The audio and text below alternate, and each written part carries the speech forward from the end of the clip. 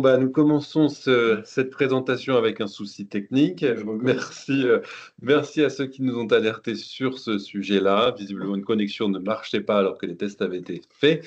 Comme j'avais la parole, je vais me présenter. Je laisserai Benjamin se représenter puisqu'il l'a fait sans le son. Donc, je suis Denis Deshaies, je suis le cofondateur de l'outil label EV3, psychologue du travail de formation avec un complément en management des ressources humaines. Voilà, pour faire le plus court et efficace possible avec le laps de temps qui a été dédié à la résolution de problématiques de son. Benjamin. Alors, donc ce que je disais de façon tout à fait inaudible, visiblement, également cofondateur de V3, à l'origine aussi de SenseiD, qui est la société qui porte cet outil label et qui existe depuis 2004, et qui travaille sur la transformation des organisations, au début la RSE, puis la dimension sociale, avec les risques psychosociaux et la qualité de vie et les conditions de travail. Voilà. Pour 2 mots sur moi, je suis membre du conseil d'administration de l'Institut de Psycho, donc de la fac de Psycho de Lyon, co-auteur d'articles, intervenant pendant longtemps à l'université en psychosocial, et puis bien entendu, mon cœur d'activité, c'est d'être consultant sur ces sujets.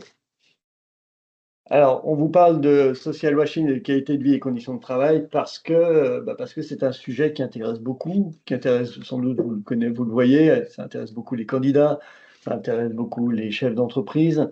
Finalement, il y a beaucoup également de questions autour de cette notion qui n'est pas très facile à appréhender et qui a amené justement le sujet du social washing, ce que l'on va évoquer au cœur de notre échange. Alors, qui dit qualité de vie et conditions de travail, dit social washing. En fait, on part de l'origine d'un vrai problème de société qui se chiffre. Là, vous avez des données sous les yeux en termes de mal-être au travail, donc de stress, en termes de coûts économiques aussi, évidemment. C'est un sujet qui est autant européen, beaucoup dans les pays développés d'une manière générale, et éminemment français, bien entendu. Ce sujet ne fait que aller de mal en pire, puisque on était à 3 à 4 du PIB il y a 10 ans à peu près, 10-15 ans, et aujourd'hui on est plus à 4-5 du PIB selon les mêmes données, hein, les mêmes sources. Donc on est sur un problème qui ne se résout pas, et notre question de social washing n'y est pas tout à fait étrangère, on va voir. Voilà, alors quand on parle de mal-être au travail et de problèmes de société, on parle beaucoup de choses, hein. Il y a eu des affaires fameuses, notamment Fnac, France Télécom, La Poste, pour ceux qui s'en souviennent. On a régulièrement le sujet dans les médias, que ce soit la presse, la télé, évidemment sur Internet.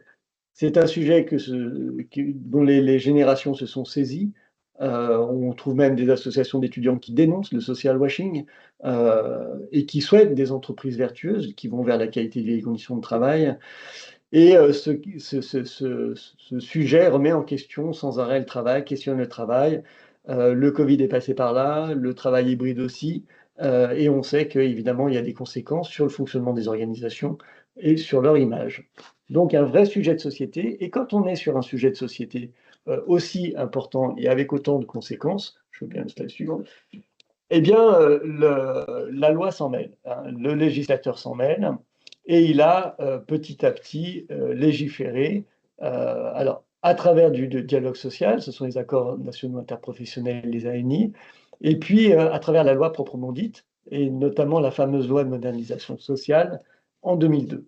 Donc vous voyez, notre sujet émerge depuis un bon moment, et en 2002, la question du mal-être au travail se retrouve au cœur de la prévention des risques, avec une obligation évidemment pour les employeurs. Voilà, donc qui dit gros problème de société, dit le législateur qui garde un œil et qui a fait évoluer les choses jusqu'en 2013 où arrive la qualité de vie et les conditions de travail. Et c'est là que notre sujet de social washing va émerger, bien entendu. Alors pourquoi? Parce que finalement, on peut faire un peu le même parallèle avec la RSE. Lorsque est arrivé ce sujet de mal-être au travail, c'était un sujet très négatif pour les employeurs, et évidemment, on peut le comprendre. Donc il a fallu trouver une façon positive d'aborder le sujet, et c'est comme ça qu'est revenu à la mode la QVT. Concept qui date des années 70 et qui a réémergé pour se dire, on va donner une vision plutôt positive du problème du mal-être au travail et proposer aux employeurs d'avoir une approche plus consensuelle, plus vertueuse. Donc, la qualité de vie au travail est vraiment née en opposition au risque, en se disant, bah, ce sont les mêmes facteurs, on est sur le même périmètre, et on va, comme ça, arriver à régler ces problèmes de mal-être au travail, de dysfonctionnement, de tension, qu'on retrouve dans les organisations. Et je vous rappelle les chiffres, hein, que j'ai évoqués, qui montrent que c'est un sacré sujet. Parallèlement est né justement, le marché du bien-être au travail. C'est-à-dire que la qualité de vie et les conditions de travail, ont finalement, créé une autoroute pour le marché du bien-être au travail. Et à ce sujet, ceux qui, comme moi, ont été au début de Préventica, dans les salons, la partie RH, RPS, était surtout avec des exposants, centrés sur les risques psychosociaux, le management de l'organisation, les ressources humaines. Et si on va aujourd'hui, sur le même espace qui est devenu très grand puisque Préventica s'est bien développé, on voit que le business du bien-être a pris le pas et que finalement les structures qui évoquent proprement dit les risques psychosociaux ou la qualité de vie et conditions de travail, sous cet angle-là, eh bien, sont, plutôt très, très, très minoritaires. Donc ce business du bien-être a pris le pas. Ce qui a amené le législateur à revenir, au cœur du sujet, qui a amené le législateur à revenir au cœur du sujet, et avec d'abord un accord national interprofessionnel en 2020, qui là rajoute un petit C à la QVT pour devenir QVCT, qualité de vie et conditions de travail, avec pour objectif de bien recentrer le sujet sur le travail, sur la réalisation du travail, et pas sur ce qui est que autour du travail, bien que ce soit aussi important, on va le voir.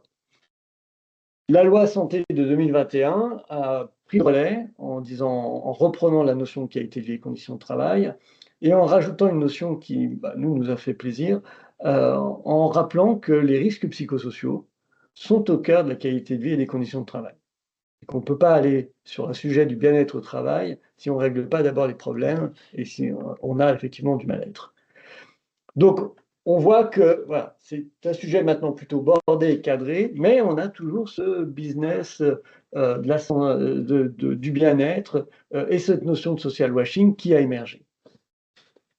À préciser aussi, je suis un petit peu les commentaires dans le fil de la discussion. Une question qui était posée sur les 17 milliards d'euros. On est bien sur le marché du bien-être au travail, avec une estimation de l'Organisation internationale du travail, qui précise d'ailleurs dans cette estimation que on parle ici massivement, alors pas en totalité, puisqu'il y a beaucoup d'acteurs, y compris des acteurs sérieux, bien entendu, mais on parle ici d'une part non négligeable, on va le situer comme ça, d'actions qui n'ont pas d'effet directement sur les causes. On parle bien, j'allais dire, de ce marché qui correspond aussi au phénomène du social washing en grande partie.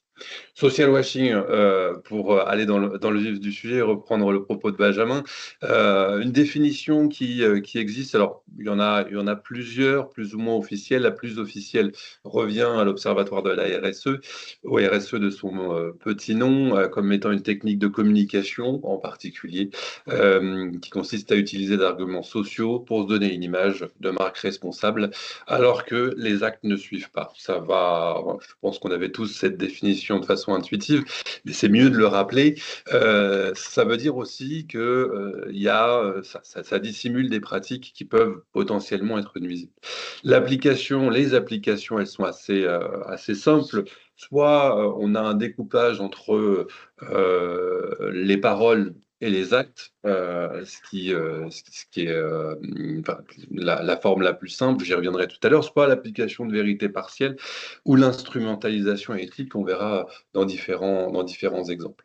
Euh, ce qu'on disait tout à l'heure sur ce que j'appelais, pardonnez-moi, le découplage entre les engagements et les actes, on peut l'avoir de façon assez simple, on va appeler technique de blanchiment simple, qui consiste à afficher des engagements qui sont non sociaux.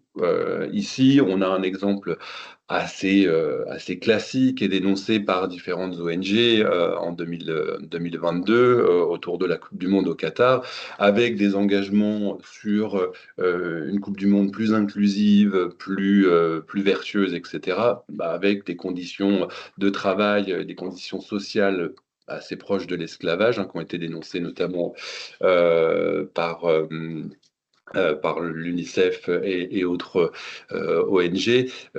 Donc on a vraiment ce découpage-là entre ce qu'on dit et la publicité qu'on fait et les engagements qui sont tenus sur le terrain. On peut aussi avoir un phénomène de paradoxe systémique. Un des exemples les plus fameux étant Uber, avec ses slogans sur le fait de devenez votre propre patron pour recruter des chauffeurs, en particulier de VTC, mais plus loin aussi après les livreurs. Sauf qu'on sait, avec les méthodes qui sont appliquées par Uber, méthodes de management par algorithme, que finalement on contribue beaucoup plus à une précarisation qu'à une émancipation sociale qui est avancée dans le propos. On peut aussi avoir des techniques de diversion, donc avec la focalisation sur un élément qui est relativement minime ou non pertinent par rapport à l'activité. Ici, on en a de nombreux, y compris français. Le plus connu est plutôt américain, Walmart, qui contribue à travers des actions de mécénat, d'associations, en affichant sa volonté d'offrir une dignité à l'ensemble des travailleurs, à l'ensemble de la population, tout en ayant des pratiques de rémunération auprès de leurs propres collaborateurs qui ne permet pas cette émancipation, qui ne permet pas d'accéder aussi à un niveau de vie qui soit décent. Donc, on a ces éléments-là. Et puis, dans notre cas, pardonnez-moi, on a, pour le cas appliqué à la QVCT, c'est beaucoup autour de ce qu'on peut appeler le cosmétisme, c'est-à-dire des actions qui se multiplient autour d'actions qui sont individuelles, responsabilisantes, où finalement le salarié devient le propre acteur de sa performance, le propre acteur de sa trajectoire professionnelle, ce qui est en partie vrai, mais sur le fait qu'on va vraiment venir focaliser ces éléments-là avec je pense que vous êtes nombreux à avoir vu ce type de discours sur les fils d'actualité LinkedIn, sur la totipotentialité des individus. La priorité aussi donnée à des actions dites fun, kiff, after work, etc., comme une solution toute faite à des problématiques de travail et d'organisation. La focalisation aussi sur la mise à disposition de services aux salariés comme étant un gage de QVCT. Ici, on est typiquement autour du phénomène du baby-foot, mais on peut aussi avoir des éléments type conciergerie et autres paniers de fruits. En soi, ça peut effectivement être intéressant. Ce qu'on dit ici, c'est que ce n'est pas une solution. Ça peut être des outils, des éléments, des avantages à considérer, mais ce ne sont pas des actions proprement parlée. On passe aussi par la nomination de plus en plus remarquable de responsables du bonheur ou la création de postes d'ambianceurs pour faciliter les coopérations, avoir une bonne ambiance, au moins artificiellement, au sein des collectifs de travail.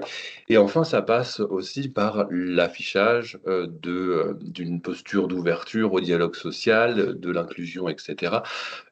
Mais d'un autre côté, avec une négligence des voix lorsqu'elles sont plus critiques ou plus divergentes par rapport au message qui est porté. Donc ça, c'est ce qu'on peut regrouper dans le domaine de la QVCT autour du cosmétisme, avec ce foisonnement d'actions qui ne solutionnent pas tout à fait l'origine du problème. Et pour le coup, là, on voit aussi avec la vignette, finalement, ces confettis qui, au départ, ne font pas de mal, elles finissent par vous éclater à la figure, parce que ce sont des solutions qui, sur le long terme, ne fonctionnent pas, qui ne vont pas soigner le symptôme, voire qui vont créer d'autres causes à l'origine d'autres symptômes. Et ça alimente derrière le marché du bien-être au travail, pour restituer le propos. Et on voit, alors je ne vais pas vais passer la lecture des éléments d'exemple qu'on a souhaité partager.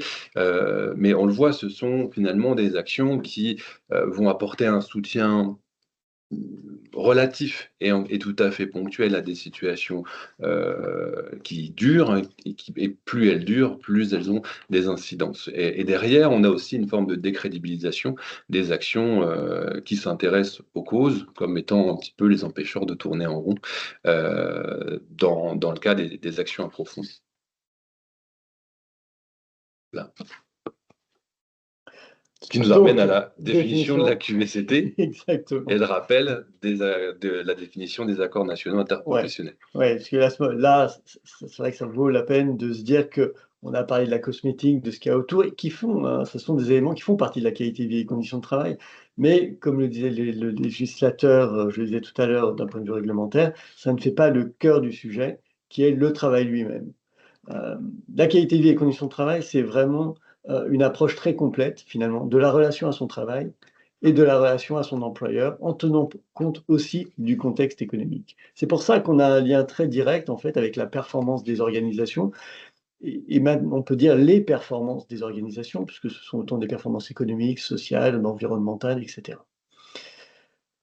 Donc, cette qualité de vie et ces conditions de travail, si je reprends le fil, QVT, l'envers du décor des risques psychosociaux, on est sur les mêmes facteurs, plutôt poser les choses comme ça au début. Et puis, finalement, la définition va au-delà et elle va même sur des enjeux sociétaux que sont la qualité du niveau de vie, la participation, l'égalité, la sécurité, etc. Donc, on a vraiment une approche très complète, finalement, du travail, et ça nous amène à une définition extrêmement large, ce qui pose la question, d'ailleurs, de comment j'appréhende la qualité de vie et les conditions de travail. Ce qui est toujours intéressant, c'est quand même de se rappeler en 3 mots les risques psychosociaux, hein, puisqu'ils font pleinement partie de cette définition de la qualité de vie et des conditions de travail, avec ces 4 manifestations définies par l'INRS, bien entendu. Et puis, l'idée que finalement, cette histoire de QVCT en lien avec les risques psychosociaux, eh bien, peut se retrouver dans cette allégorie du caillou et de la chaussure. Hein. Si la QVCT est une chaussure, le risque psychosocial peut être un caillou, et si on ne se préoccupe pas de ce petit caillou dans la chaussure, on voit que ça devient vite une inflammation, un vrai problème, et on finit par boiter alors qu'on a une belle chaussure. Donc, un sujet très complet, et il faut vraiment commencer par cette question du risque. Voilà, et comme la qualité de vie et les conditions de travail se retrouvent dans multiples aspects de l'organisation, du fonctionnement d'une entreprise, eh bien, travailler ce sujet, c'est quoi? C'est travailler sur la sécurité, c'est travailler sur la santé, sur le dialogue dans l'entreprise, le dialogue social, bien entendu. C'est aussi être attentif à la dimension juridique de la relation au travail, avec ses aspects RH, ses aspects là aussi de santé, et cetera. Donc, beaucoup de notions en réalité autour du juridique. La responsabilité de l'entreprise, on en a parlé, l'attractivité sous toutes ses formes. On voit que des entreprises arrivent à valoriser leurs actions sociales sur des marchés publics, face à des concurrents sur des appels d'offres, privés ou publics, hein, d'ailleurs bien les deux, et une attractivité évidemment en tant qu'employeur, c'est une évidence. Enfin, la cascade de tous ces enjeux, c'est évidemment l'enjeu de performance, et on pourrait même mettre un S à performance, comme je disais tout à l'heure. Important de rappeler que ce sont des volets aussi qui se lisent bien de gauche à droite, c'est-à-dire que c'est parce qu'on s'occupe de la santé que on participe, on contribue aussi à des enjeux d'amélioration du dialogue à travers des accords de qualité de vie et des conditions de travail, qu'on satisfait à des éléments juridiques. Et derrière, on a des retombées en termes de responsabilité sociétale, d'image, d'attractivité et in fine de performance. Si on ambitionne directement de viser la performance sans passer par ces différents étés, alors on est même plus sur du social washing, on est peut-être sur du perform washing, ou en tout cas la poursuite de performances qui ne sont pas tout à fait durables. Si on reprend notre définition, cette relation complète, hein, à son travail et à l'entreprise fait que finalement, en termes de reporting, si on veut faire du reporting QVCT, ben, on va épouser la partie sociale du reporting de développement durable, c'est-à-dire le reporting ESG.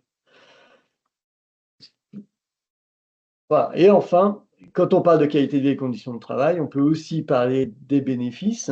Donc, lorsqu'on sort du social washing et qu'on s'occupe véritablement de l'enjeu central qu'est le travail, mais aussi de ce qu'il y a autour, hein, faut pas non plus le nier, eh bien, on se retrouve avec des résultats probants.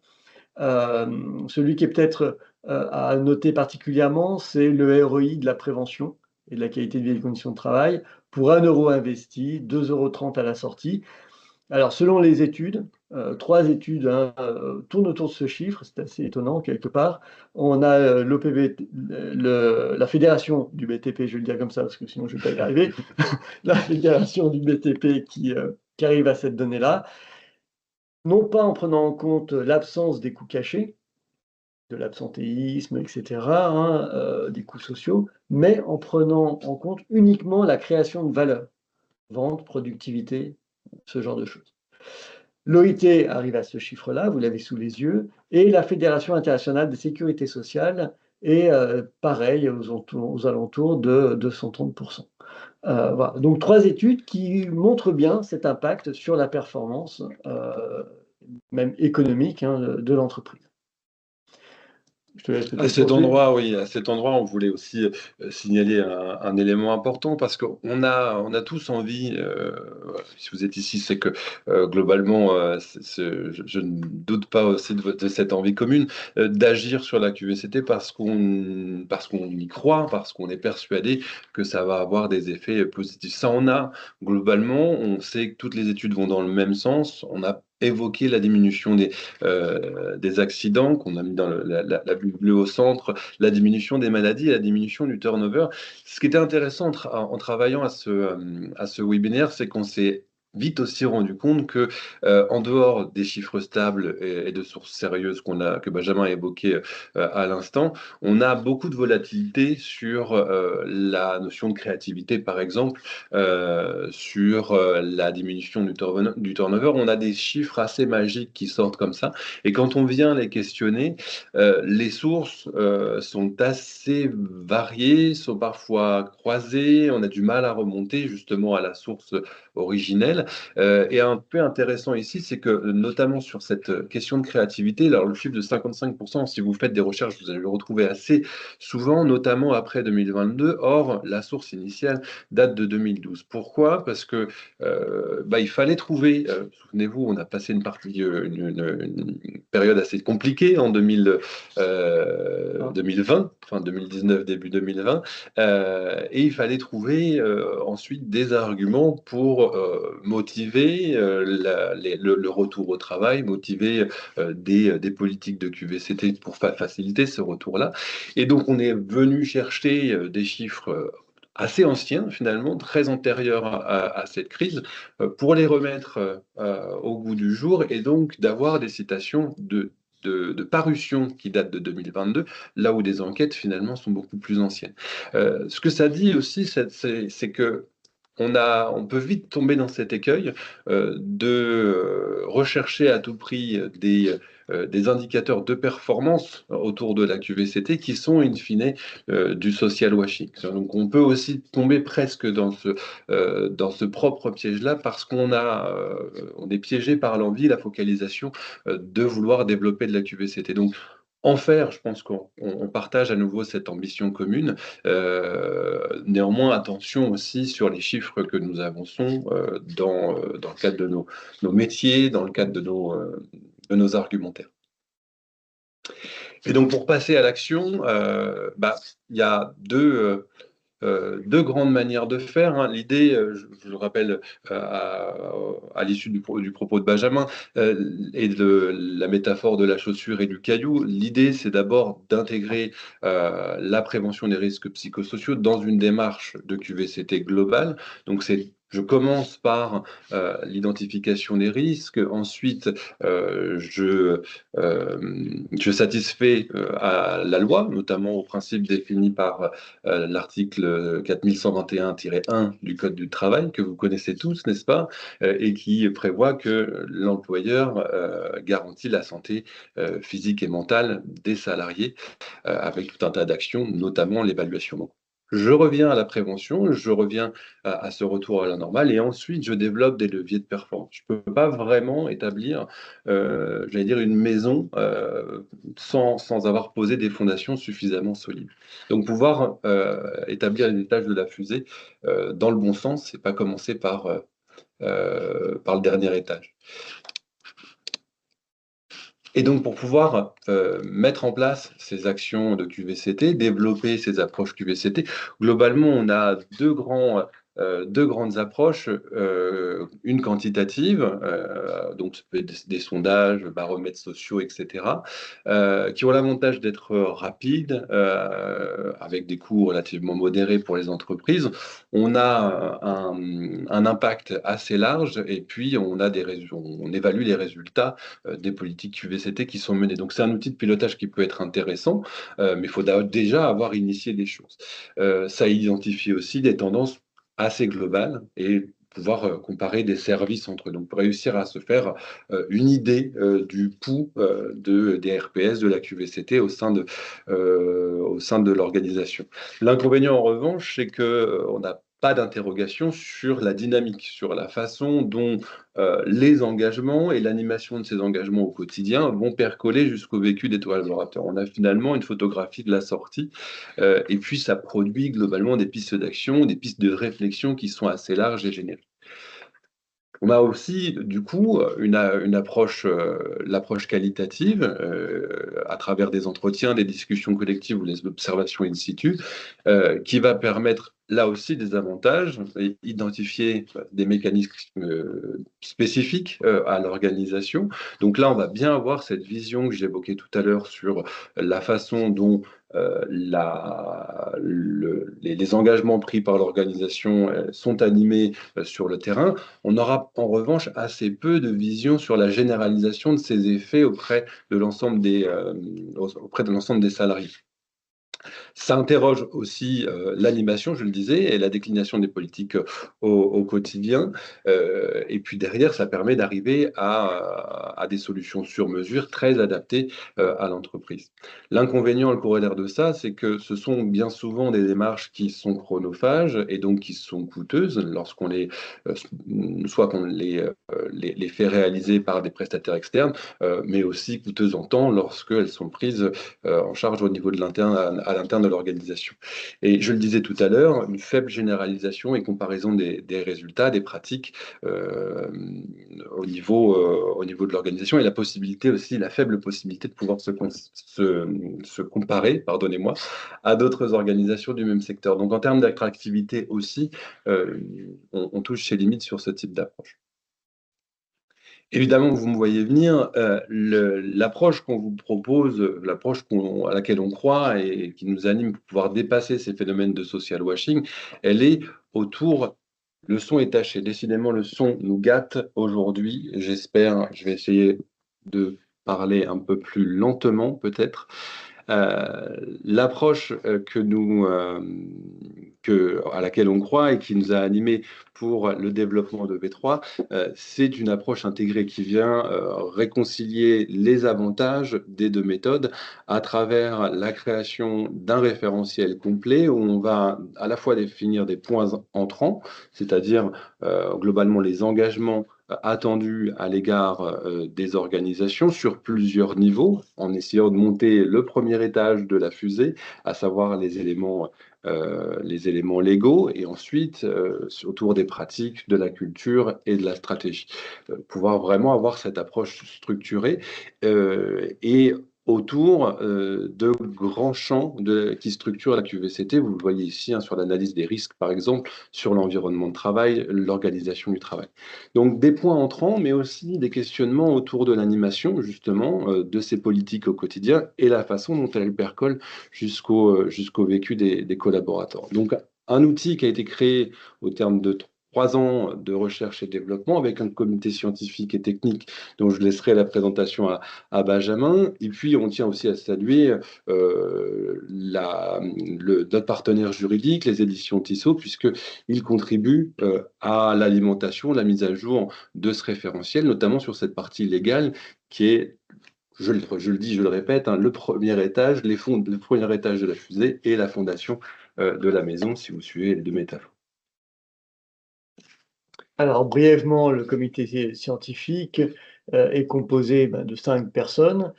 Philippe Sardin, qui est un grand spécialiste des risques psychosociaux en France, notamment de l'outil Carasec, pour ceux qui connaissent. Dirk Stener, qui est américain d'origine, qui lui est spécialisé dans la justice organisationnelle, voilà, professeur là mondialement connu sur ce sujet. Robert Nguetza, qui lui est africain, était président, je crois, de l'association de mémoire des psychologues d'Afrique, psychologue du travail d'Afrique, et il est professeur à l'université Marie et Louis Pasteur.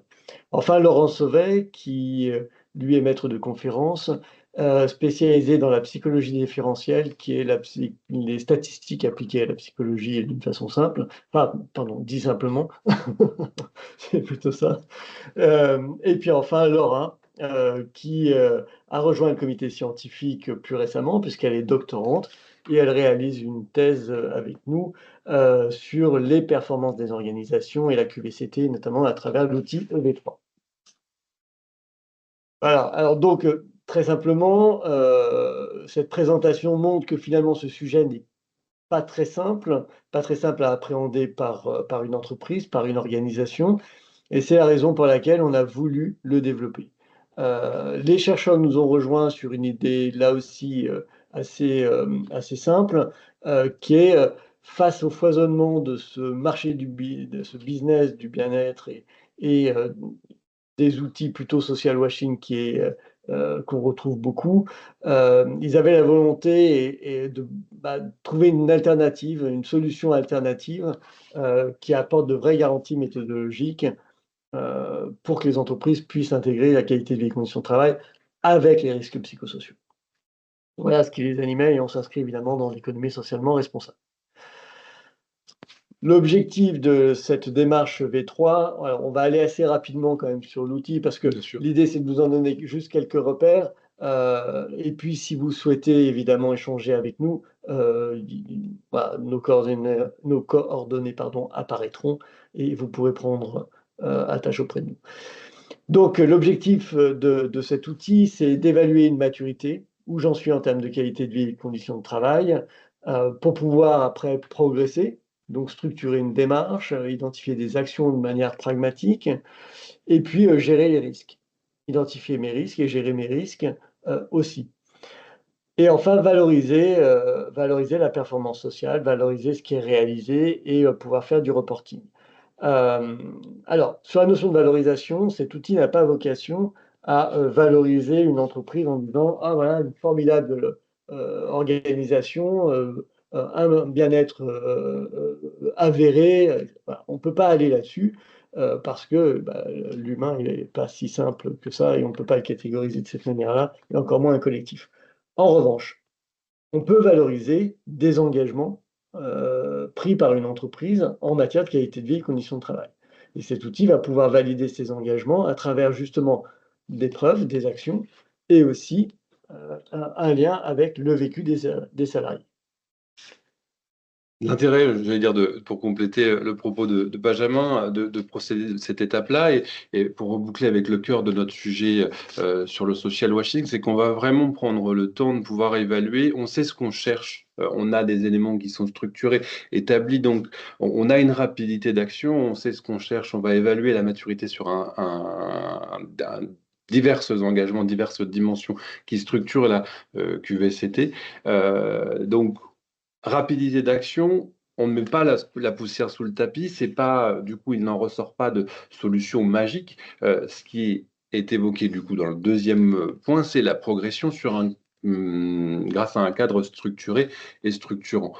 Bien entendu, ce cadre-là est établi à la lueur de la première étape des évaluations, mais chaque entreprise, chaque organisation ressort avec un plan d'action qui est différent en fonction de, je vais dire, sa croissance, son niveau de maturité sur ces différents engagements qui sont ici, sur ces différents piliers, autour de sa maturité sur ses process de ressources humaines, sur la maturité qu'elle a en termes de dispositifs de prévention, de santé, de dialogue social. On sait que toutes les organisations, il n'y en a pas une qui est pareille sur l'ensemble de ces volets, et puis aussi sur l'aspect organisationnel, culturel et au niveau des pratiques managériales. Donc, une grosse évaluation autour de ça, qui en ressort donc les plans d'action structurants, structurés, grâce à l'appréciation de 100 indicateurs en tout.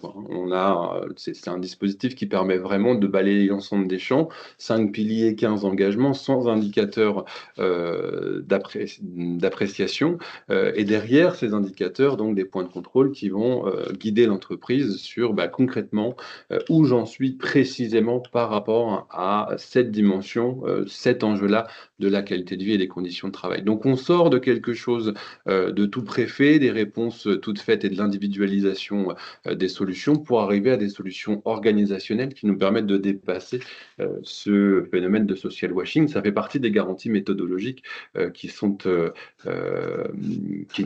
ont été développées avec le comité scientifique, et une évaluation donc qui se fait par différents points d'entrée, aussi bien une analyse documentaire assez classique somme toute, mais où on va vraiment pouvoir voir les engagements, les politiques sur le papier, comme on dit, et puis derrière la façon dont elle est animée. Donc ces politiques, ces engagements sont animés à travers des entretiens, auprès de différents acteurs que vous voyez ici, hein, des visites de terrain et la passation d'un questionnaire innovant, puisque c'est un questionnaire spécifique d'évaluation de la qualité de vie et des conditions de travail, développé dans le cadre de la collaboration avec le comité scientifique, et en particulier Laura Rans-Boltena, qui nous avons présenté tout à l'heure, et qui nous permet d'avoir vraiment le vécu et de mettre en lien finalement les engagements, l'animation et le vécu des collaborateurs pour comprendre dans quel rouage les engagements peuvent coincer et ne pas arriver à produire leurs effets auprès du vécu. L'évaluation, je le disais tout à l'heure, je vous ai parlé plusieurs fois de mes différents étages de la fusée. Les voici décomposés.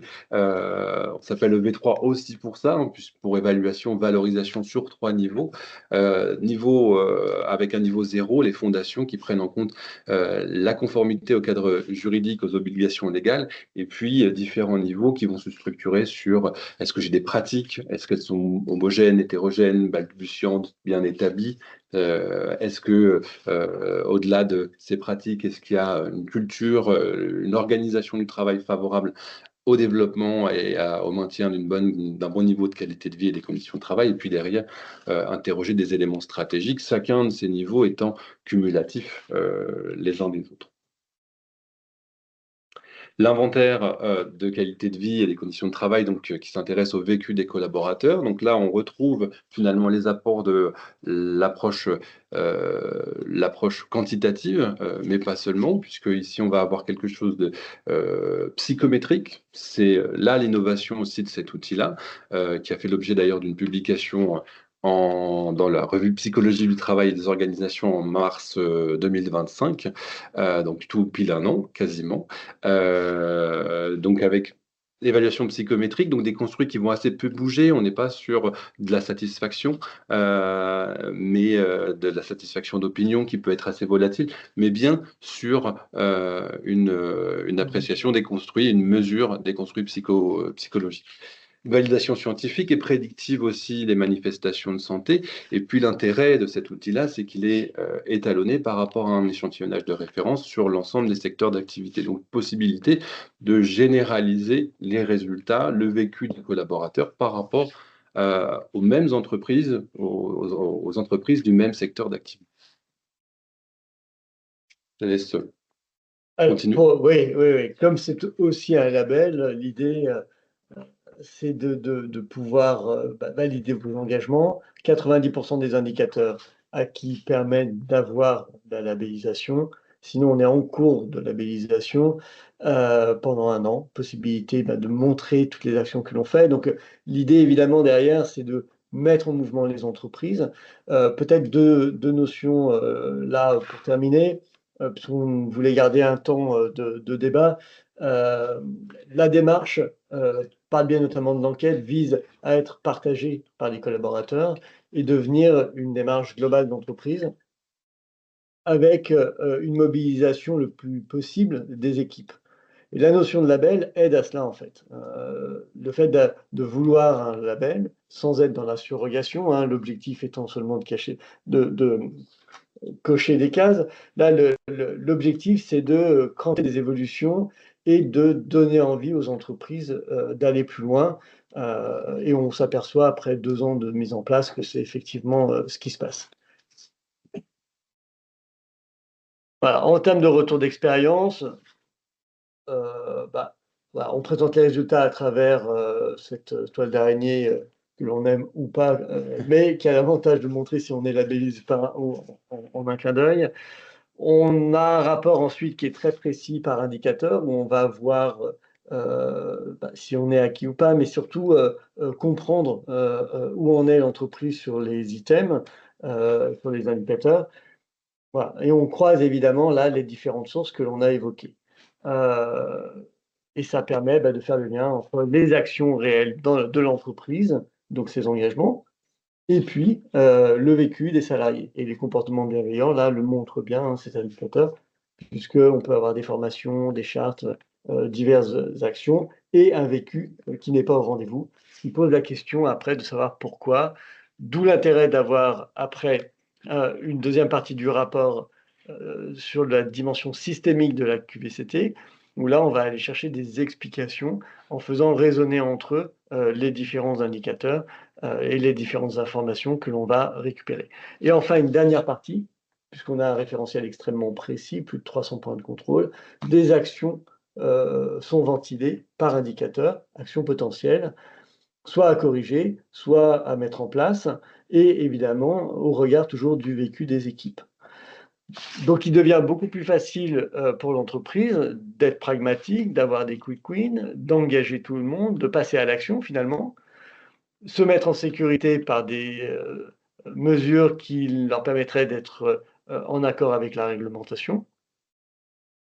Et donc on se retrouve avec une démarche plutôt bien structurée, des actions possibles et une mobilisation des équipes dès le début. Voilà, et les premiers résultats, on a 2 ans à peu près hein, de déploiement sur une quarantaine d'audits et montrent que effectivement, les entreprises se mobilisent, les dirigeants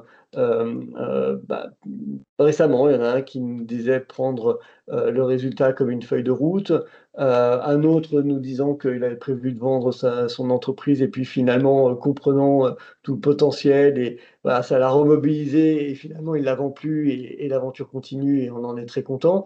Des résultats très probants sur l'absentéisme aussi, pour donner un exemple.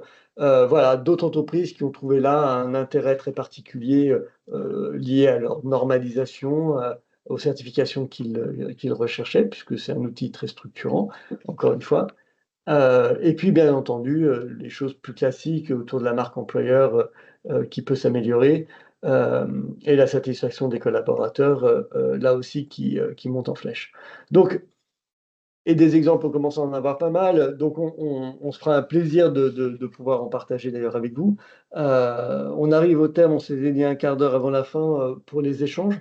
Donc on peut peut-être ouvrir le micro. Je crois qu'on y est pour je crois qu'on y est pour, si on compte les 2 minutes de réglage micro justement du début. Je réponds simplement à quelques questions Oui. qui ont été posées avant que les micros soient ouverts pour vous.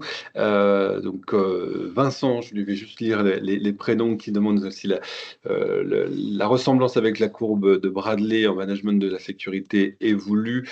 Alors non, c'est pas voulu. Néanmoins, ça rejoint des principes qui sont assez établi et en fait on revoit sensiblement les mêmes choses en termes de sécurité, et puis notamment avec des modèles éprouvés.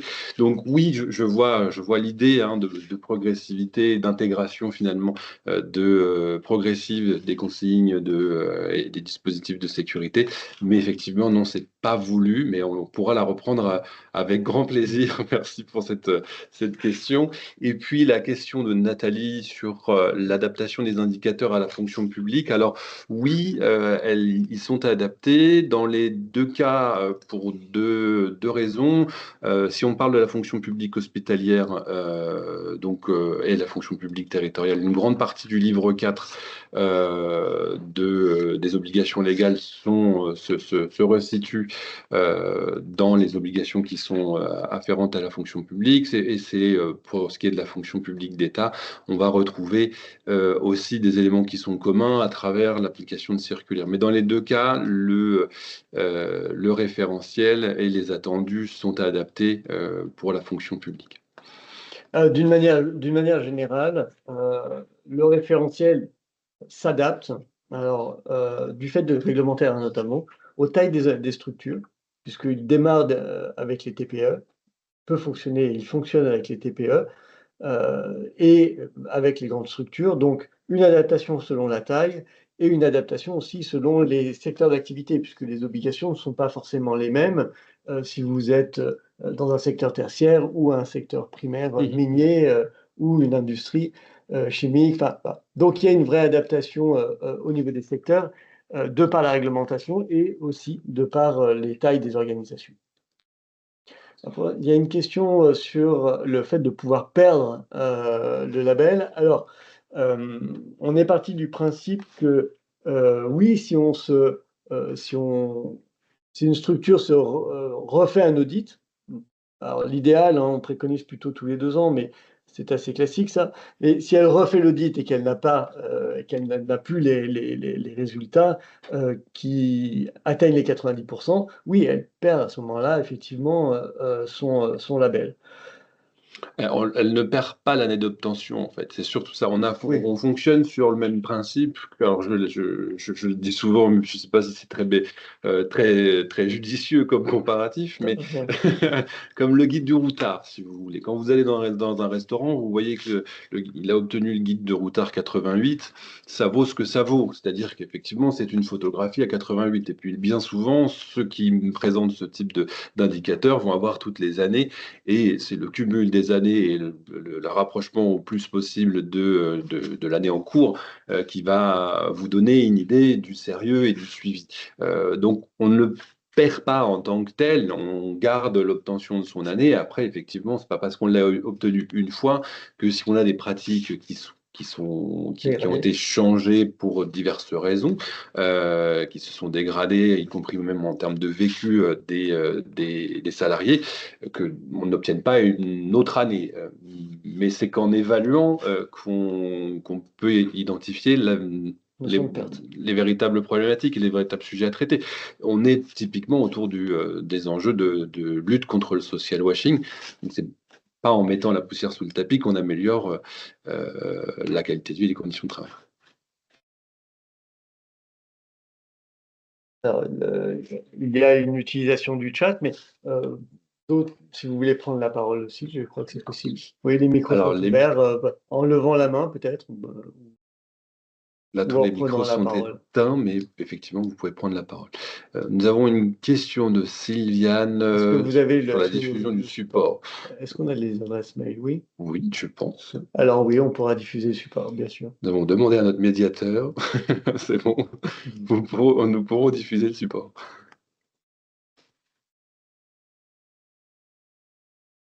Des remarques sur le... Je vous en prie. Il y a un petit pouce qui se lève. Des remarques sur la notion de social washing, peut-être? Est-ce que globalement, tout le monde s'est retrouvé dedans?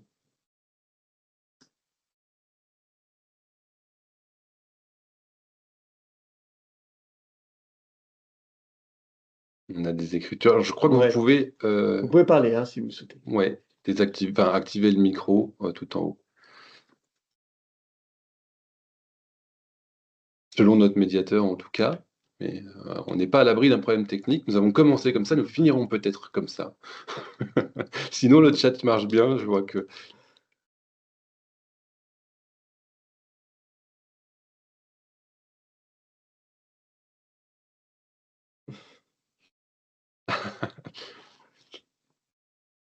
une remarque qui dit oui, le social washing, on connaît.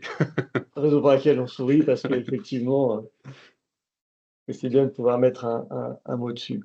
J'espère que vous connaîtrez le moins possible. Vous rencontrerez le moins possible, C'est surtout. ça. Merci, en tout cas, c'était très intéressant. Je me demandais combien de temps vous avez mis à développer tout ça. Vous avez dit que vous avez des premières expériences depuis 2 ans, mais combien de temps ça vous a mis? Alors, ça a démarré avant le Covid. Il y a à peu près 3-4 ans, on dit 3 ans, mais c'est plutôt 3-4 ans de recherche et développement avec le comité scientifique, parce que pas évident, hein, de rassembler 4 enseignants-chercheurs très engagés, qui ont des agendas surchargés donc. Parce qu'on a eu jusqu'à une trentaine de réunions de travail. Je ne sais pas si vous imaginez D'accord. le boulot, plus le back-office. Donc voilà, 3-4 ans. Et puis ensuite, on a développé les outils, puisqu'il y a aussi des plateformes, une plateforme pour faciliter l'audit côté entreprise ou organisation, et puis une plateforme de résultats aussi. Donc là, il a fallu encore une année à peu près. Voilà, peaufiner tous les outils et on arrive à peu près à maintenant 2 ans de déploiement. D'accord. OK. En effet, sacré boulot. Merci. Oui, c'est un peu long. On aurait aimé aller plus vite, mais non, c'était pas vraiment possible. C'est ça. Merci pour cette question, cette intervention. Merci pour le webinaire.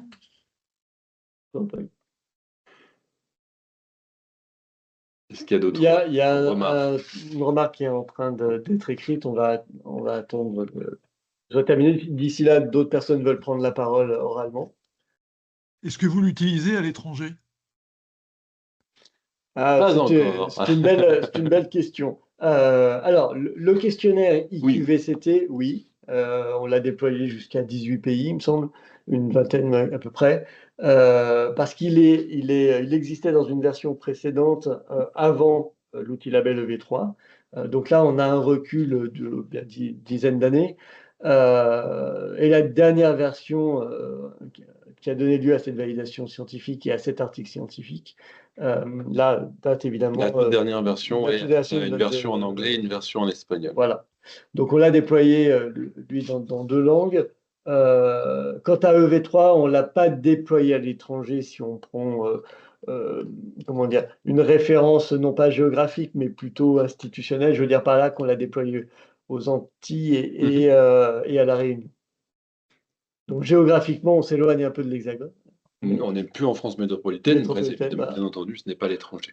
Mais c'est un souhait aussi. Après, il y a aussi tout un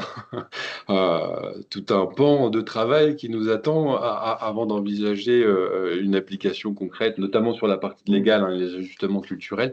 Mais oui, ce serait un souhait. Est-ce qu'il y a d'autres Alors, j'étais sûr. oui. Toc. Vous avez ici nos coordonnées. Nous avons je lis la question ou la remarque. Nous déployons nous-mêmes les DIA QVCT et RPS. Est-ce que vous formez à l'audit pour l'obtention du label? Alors, la formation à l'audit, oui, elle a lieu plutôt, mais elle fait plutôt partie de la démarche d'audit. À nouveau, l'ambition pour nous, alors, et au fond, c'est une question très intéressante parce qu'elle situe vraiment une partie de notre raison d'être. Ce qu'on souhaitait aussi à travers la notion de label, qu'on appelle ici outil label, on est très attaché, parce que c'est d'abord un outil et c'est ensuite un label. Il ne s'agit pas d'un label tampon, le côté label a plus une dimension incitative, didactique, pédagogique, on pourrait même dire, de se dire, j'attends pas qu'il y ait des problèmes pour venir poser des questions. Donc sortir de cette logique de prévention tertiaire qu'on a beaucoup en France, un peu moins dans d'autres pays. Donc, essayer d'initier cette dynamique d'amélioration continue. Or, quand on est encore avec nos nos anciens réflexes, si j'ose dire, on se dit, bah, je vais passer l'audit une fois que je serai prêt. Mais globalement, en général, du coup, on est prêt le jour de l'audit. La veille de l'audit, on n'est pas prêt, le lendemain, on ne l'est plus. Ici, c'est pas l'esprit. L'idée, c'est de dire, bah, je passe l'audit en lui-même et l'action, la démarche initie une prise de conscience des problématiques et le fait d'avancer. Donc, la labellisation, l'obtention du label, c'est plutôt la cerise sur le gâteau qu'autre chose. C'est vraiment ce côté incitatif-là. Donc, on ne forme pas à l'obtention du label. On forme les acteurs, les porteurs de projets au début de la démarche et on les forme par le biais de l'intervention à suivre les effets de la démarche. Donc c'est intégré d'une certaine manière. Tu dirais autre chose, peut-être? Oui, on peut compléter je sais pas, parmi les auditeurs, ça peut peut-être intéresser. On peut compléter par le réseau de consultants Oui, bien sûr. que l'on forme au niveau national et au-delà, si affinité. L'idée est d'être dans la proximité. L'idée est, comme le dit Denis, on croit beaucoup à cet outil, donc c'est de pouvoir faire en sorte qu'il soit le plus utile possible. Et donc, on est parti sur l'objectif de former des consultants à déployer l'outil avec nous auprès de leurs clients, qu'ils en soient aussi des porte-parole, encore une fois, pour pouvoir avoir un déploiement le plus large possible parce que c'est vraiment un outil qui donne de très bons résultats. Donc là, il ne faut pas hésiter à nous solliciter pour ça.